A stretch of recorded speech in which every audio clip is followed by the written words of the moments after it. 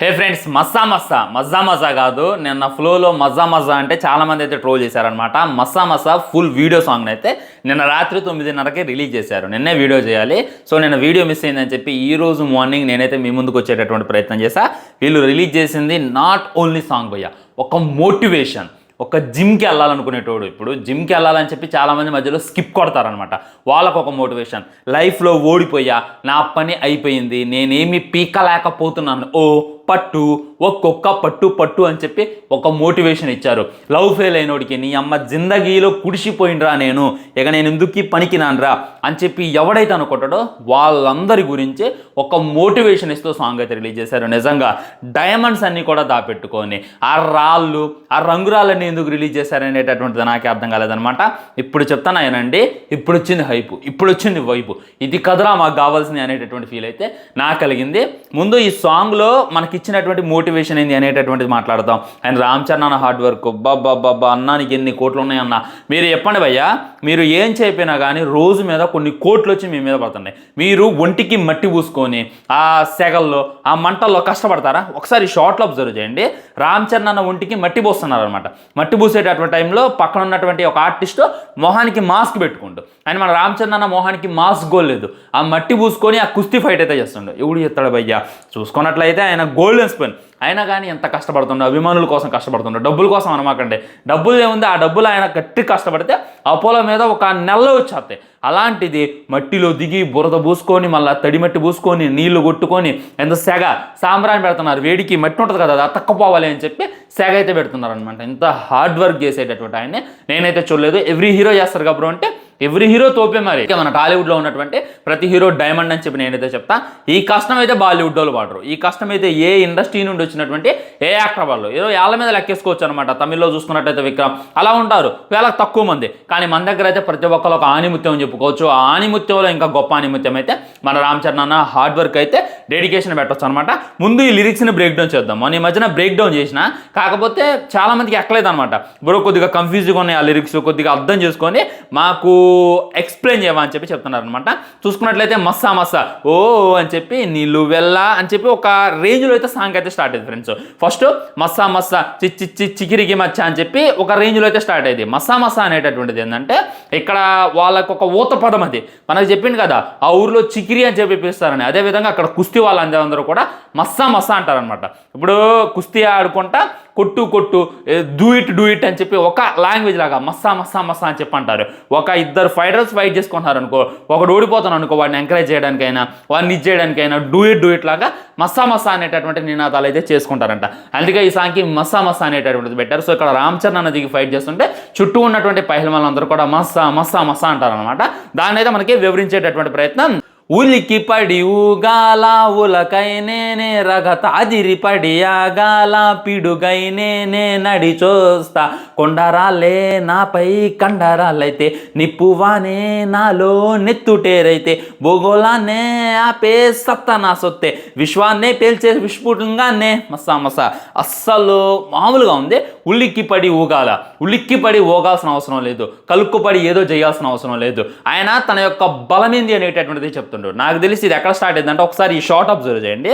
Almost 10-20 మంది పహల్వాన్లు మన రామ్ చరణ్ అన్న మీద అయితే పడ్డారు. పడ్డ తర్వాత ఈ విధంగా చెయ్యి అయితే పైకి ఎత్తిండు. మన రామ్ చరణ్ అన్న ఒక ఇంటర్వ్యూలో తెలియజేసింది అనమాట. శివరాజ్ కుమార్ దగ్గరికి ఇంటర్వెల్ బ్యాక్లో చూసుకున్నట్లయితే నేను వెళ్తాను కుస్తీ నేర్పమని. ఆ తర్వాత ఆయన కొన్ని కఠోరమైనటువంటి పరీక్షలు పెడతాడు, అవి మామూలుగా ఉండవని చెప్పి ఇంటర్వ్యూలో అయితే చెప్పేసిండు. సో దాన్ని చూపించడం అనమాట. ఆయన పెట్టేటటువంటి పరీక్షలు ఎలా ఉన్నాయి అనేటటువంటిది మనకైతే క్లారిటీగా అర్థమవుతుంది. ఇంకోసారి ఈ షార్ట్ అబ్జర్వ్ చేయండి. ఇది చూసుకున్నట్లయితే పెద్ద ఫస్ట్ షాట్లో కనబడ్డటువంటిది. సో అప్పుడు దాకా క్రికెట్ ఆడేటటువంటి వాడు, అప్పుడు దాకా అల్లరి చిల్లరగా తిరిగేటటువంటి సడన్గా వెళ్ళి నాకు కుస్తీ నేర్పండి అంటే అక్కడ ఉన్నటువంటి శివరాజ్ కుమార్ గారు నవ్వుతారనమాట. వీళ్ళంతా కూడా కొన్ని సంవత్సరాలుగా సాధన చేస్తున్నారు, కొన్ని సంవత్సరాలుగా కష్టపడుతున్నారు, వీళ్ళే ఏం చేయలేకపోతున్నారు, నువ్వేం చేస్తావు అని చెప్పి మన శివరాజ్ కుమార్ గారు అంటారు. అయినా కానీ నాకు నేర్పండి గురువు గారు, నేనేంటో చూపిస్తాను, ఆ సత్తా ఏందో చూపిస్తాను అని చెప్పి ఆయన అన్న తర్వాత సరే నీకు కొన్ని పరీక్షలు పెడతాను, ఆ పరీక్షల్లో నువ్వు నెగ్గు, అప్పుడు నేను నేర్పుతా అనేటటువంటిది ఆయనకైతే తెలియజేస్తాను అనమాట. అండ్ ఇంకో షార్ట్లో అబ్జర్వ్ చేసినట్లయితే మొత్తం రక్తం ఉందనమాట. నాకు తెలిసే పహల్వాన్తో కొట్టించవచ్చు. ఒక 5-6 పహల్వాన్ని మనుడి మీదకైతే వదులుతారు. సో వాళ్ళంతా కూడా మనోడిని చిత్తు చేస్తారనమాట, మనోడి మీద పడతాడు. సో ఇక వీడు ఓడిపోయిండు, వీడు పని అయిపోయింది, వీడు కుస్తీకి పనికిరాడు అని చెప్పి శివరాజ్ కుమార్ గారు వెళ్తున్నటువంటి సిచ్యువేషన్లో చెయ్యి పైకెత్తి నేను ఇంకా ఉన్నాను సారు అని చెప్పి వాళ్ళందరినీ వేసేటటువంటి సీన్ అని చెప్పి క్లారిటీగా అర్థమవుతుంది. సో ఈ సాంగ్ అంతా కూడా ట్రైనింగే, మన శివరాజ్ కుమార్ గారు పెద్దీకి ఇచ్చేటటువంటి ట్రైనింగ్ అని చెప్పి మనకైతే క్లారిటీగా అర్థమవుతుంది. కొండరాళ్ళే నాపై కండరాలు, అయితే కొండరాళ్ళు ఎంత గట్టిగా ఉంటాయి అవన్నీ కూడా నా కండలాగా మారిపోయాయి. నిజంగా రామ్ చరణ్ అన్న బాడీని చూస్తుంటే అవి కండలాగా అనిపించలా, నిజంగా కొండలు అనిపిస్తుంది. ఒక కొండను తెలిచి ఏమైనా అతికించుకుంటారా అనేటటువంటి ఫీలింగ్ అయితే నాకు కలుగుతుంది. రాళ్ళలాగా ఉంది మొత్తం, ఆ బాడీ ఏంది, ఆ బల్క్ ఏంది, ఆ చెస్ట్ ఏంది, వామ టైస్ ఏంది, నిజంగా పిడికిలు బిగిస్తే ఆయన చెయ్యి ఎంత ఉంటుందో మన తోడ. ఇదైతే నేను మళ్ళీ చెప్తాను, వేరే లెవెల్ ఉంది. పువ్వానే నాలే నెత్తు టేర్లైతే అంటే తన ఒంట్లో ఉన్న ప్రతిదీ కూడా నెత్తు రాలేదు, నిప్పువాన్లాగా ఉంది. నిప్పువాన్ అనేటటువంటిది ఎలా ఉంటుంది, మండిపోద్ది అనమాట, అంటే తన బ్లడ్ అంతా బాయిల్ అవుతుంది అనేటటువంటిది. సో అప్పుడు దాకా క్రికెట్ ఆడేవాడు, అప్పుడు దాకా హ్యాపీగా తిరిగేవాడు, సడన్గా కుస్తీ నేర్చుకోవాలి అని చెప్పి ఎందుకు అనిపించింది, ఎంత మోటివేషన్ తను ఎందుకండు అనేటటువంటిది మెయిన్ ప్లస్ అని చెప్పి నేనైతే అనుకుంటున్నా ఫ్రెండ్స్. నాకు తెలిసి హీరోయిన్ ఏమన్నా పెడతానేమో, లేక హీరోయిన్ చూసుకున్నట్లయితే ఎమ్మెల్యే కూతురు పెద్ద సినిమాలో. సో హీరోయిన్ని లవ్ చేయడానికి మన పెద్దిగాడు వెళ్ళినప్పుడు అసలు నువ్వేంది, నీ క్వాలిఫికేషన్ ఏంది, నీ లెవెల్ ఏంది, నేను నిన్ను లవ్ చేస్తా అని చెప్పి నువ్వు ఎలా అనుకున్నావు అన్న తర్వాత మనోడు అప్పుడు రియలైజేషన్ అయ్యి ఓకే నేనేమీ సాధించలేదు కాబట్టి నేను అంటున్నారు, నేను ఏదో ఒకటి సాధించాలి అని చెప్పి వెళ్ళి కుస్తీ నేర్చుకుంటాడేమో అనేటటువంటి ఫీల్ కూడా నాకైతే కలుగుతుంది. ఆ తర్వాత ఆ కుస్తీ తన ఊరుకు ఎలా ఉపయోగపడింది అనేటటువంటి కాన్సెప్ట్ అని చెప్పి నాకైతే అనిపిస్తుంది అనమాట. హీరోయిన్నే ఇక్కడ మెయిన్ తిప్పుతారు, ఒకవేళ హీరోయిన్ వల్ల తను మెయిన్ జరగలేదంటే హీరోయిన్ ఉండదు అనమాట. గోలాన్నే ఆపే సత్తా నా సొత్తే, భూమి అనేటటువంటిది ఎంత స్పీడ్ మీద తిరిగిద్ది అంత సత్తా ఉంది నా దగ్గర అనేటటువంటిది.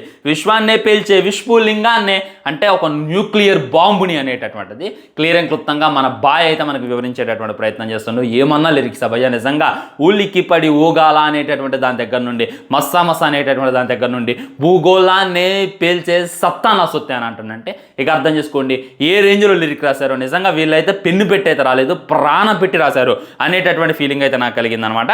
మళ్ళా మస్సా అనేటటువంటిది ప్లే అయిందనమాట. ఓ నీళ్ళు వెళ్ళ నాపై చెమటే మండుతోంది నాకే ముడి చమురై, నీళ్ళు వెళ్ళ నాపై చెమటే మండుతోంది నాకే ముడి చమరే, అంటే నా ఒంట్లో ఉన్నటువంటి చెమట నాకు ఇంధనంలాగా పనిచేస్తుంది, నాకు పెట్రోల్ లాగా పనిచేస్తుంది. నీళ్ళు వెళ్ళ అది కనీసం రెస్ట్ కూడా తీసుకోవట్లేదు, నేను రెస్ట్ తీసుకోవట్లేదు, అది రెస్ట్ తీసుకోవట్లేదు. సో నీళ్ళు వెళ్ళ నా కోసం నా చెమట ఒక ఇంధనంలాగా ఒక పెట్రోల్ లాగా పనిచేస్తుంది అనమాట. సెగ వల్లే ఆపై మనసే బుస కొడుతోందే బడబాటే ఆవేశానికి అరుపు దేనికి చరుపు మంటుకే చాలుగా. నీకెంత ఆవేశం వచ్చినా నువ్వు వరవాల్సిన అవసరం లేదు, ఒక్క చరుపు చేస్తే చాలు ఆ మంటకే వాడు నోరు మూసుకుంటాడు అనేటటువంటిది.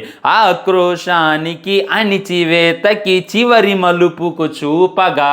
ఏంది భయ్య అసలు లిరిక్స్ ఎంత అర్థం ఉందో తెలుసా, వాటి వెనక ఎంత మోటివేషన్ ఉందో తెలుసా. చూడాలి కానీ రామ్ చరణ్ అన్న బాడీని చూస్తుంటేనే మనకు భయంకరమైనటువంటి మోటివేషన్ వస్తుంది. ఆ మనిషి అంత కష్టపడుతుండు, ఆయనకు అవసరం లేదు, ఆ కష్టంలో చెయ్యి కూడా ఇంజూరీ చేసుకుంటూ, ఇప్పుడే చెయ్యి ఇంజూరీ 2 months అవుతుంది, అయినా కానీ అది కట్టుకోవట్లేదంటే ఎంత పెద్ద ఇంజూరీ. అన్ని డబ్బులుండి అంత స్టార్డమ్ ఉండి అంత కష్టపడుతుందంటే మనం ఎంత కష్టపడాలి అనేటటువంటిది రామ్ చరణ్ అన్న చూస్తే మనకైతే క్లారిటీగా అర్థమవుతుంది. దానికి తగ్గట్టు ఈ లిరిక్స్తో ఇంకా మనకైతే ఒక్క పట్టు ఒక్కొక్క మెట్టుగా ఎక్కే టట్టు నా పట్టు పట్టాన ఏ కష్టానైనా నా పాదాల కింద నేనొక తిట్టు ఒక్కొక్క బొట్టులాగా ఎగ్గేటట్టు నేనొక పొట్టు పట్టాన నాకు ఏ రోజైనా నీ రాజానం పాడేదముందా మసా ఏ కష్టాలైనా నా పాదాల కింద బబ్బ నా కట్టే కాలేలోగా మసా. నిజంగా అద్భుతానికి అద్భుతంగా ఉన్నాయి. నాకైతే ఆయా షేర్ తర్వాత బాగా మెస్మరైజింగ్ చేసింది.